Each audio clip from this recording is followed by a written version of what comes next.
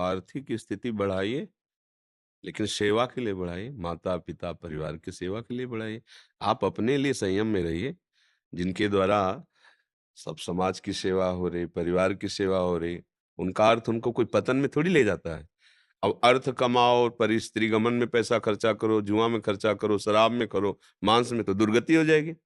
अर्थ खूब कमाओ, 4 पुरुषार्थ हैं, पहले है धर्म, फिर अर्थ, फिर काम और फिर है मोक्ष। देखो धर्म और मोक्ष के बीच में रखा गया है अर्थ और काम। अगर धर्म के द्वारा अर्थ कमाओगे और अर्थ का प्रयोग कामनाओं की पूर्ति धर्म से करोगे, तो मोक्ष मार्ग में अपने आप चले जाओगे। जो कुछ हमें मिला है, हमारे लिए ही थोड़ी मिला है, हमें सेवा के लिए मिला है। अपने परिवार में जो माता-पिता, पत्नी, पुत्र, भाई, परिवार इनकी सबकी सेवा करो।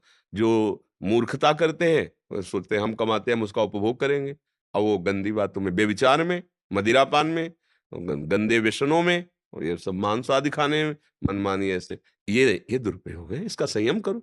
जैसे भगवत मार्ग में चलना, पवित्र भोजन, पवित्र वस्त्र, पूरे परिवार, समाज की सेवा, क्या अर्थ परेशानी है? बड़े-बड़े औषधालय खुलवा दो, गौ सेवा, साधु सेवा, देश सेवा, तो कितना अर्थ आएगा? हम एक देश में रहते हैं, हमारा देश, कितनी जनसंख्या है अपने देश की? 1 अरब है? हाँ, तो अब सोचो कि हमारे पास अर्थ कितना हो, हम पूरे देश की सेवा में लग जाएँगे।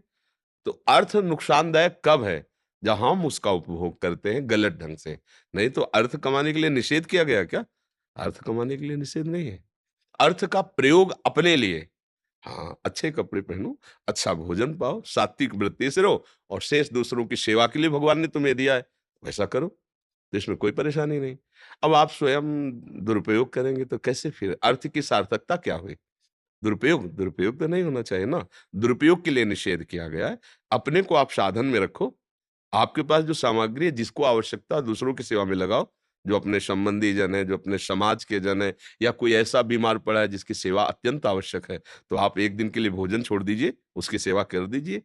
तो ये बातें समझना पड़ेगा, नहीं पड़ेगा? भाई हमारा पैसा हम जो मनाएँगे करेंगे तो दुर्गति भी तुम्हारी ही तो होगी। क्योंकि गलत आचरण आज जैसे सत्संग में निकला, ये 4 बातें जिसके जीवन में उसका नाश अवश्य होगा। जो शराब पीता है, दूसरे की स्त्री के साथ भोग करता है, मांस खाता है, जुआ आदि व्यसन करता है, उसका पतन निश्चित है, उसको कोई नहीं रोक सकता। अब कमाओ धन क्या होगा? तुम्हारी दुर्गति ही होगी, क्योंकि उसका प्रयोग तुम्हारा सही नहीं। और अगर 10 रुपया भी तुम्हारा किसी ऐसी की सेवा में लग गया जिसको अत्यंत आवश्यक था, उसको भयानक पीड़ा है, कष्ट है, आप उठा के लेकर अस्पताल गए और कुछ अर्थ लगा दिया, खवाया-पियाया और मन से कि भगवान ये सुखी रहे, यही बहुत बड़ा पुण्य काम हो गया।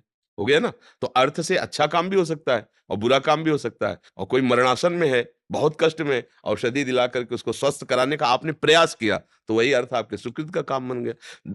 उसका प्रयोग आप क्या करते हैं, बस ये बात ध्यान देने के लिए। अपने लिए ज़्यादा प्रयोग ना करें, उचित प्रयोग करें क्योंकि शरीर भी तो सेवा के लिए है ना। अगर शरीर ही स्वस्थ नहीं तो सेवा कैसे होगी, चाहे माता-पिता या समाज की। तो इसको स्वस्थ रखना है, बस इतना अपने लिए प्रयोग करना है क्योंकि अपना काम है भगवान की प्राप्ति करना और जो-जो भोग सामग्री है, वो दूसरों की सेवा में लगा देना है। कोई समस्या? कोई प्रश्न?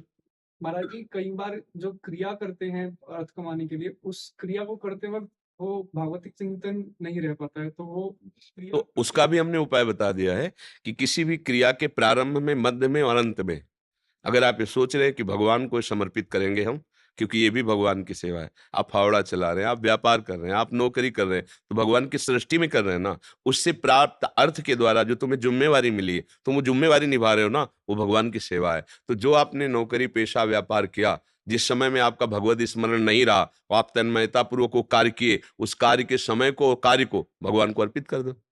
पेमेंट आप लो, अर्पित कर दो तो वो डबल काम हो गया। भगवान की प्राप्ति का भी और अपने सुख का भी। तो समझ रहे ना? तो हो सकता है गृहस्थी के ऐसे कार्य जिनमें आप तन्मय हो जाओ और भूल जाओ प्रभु को।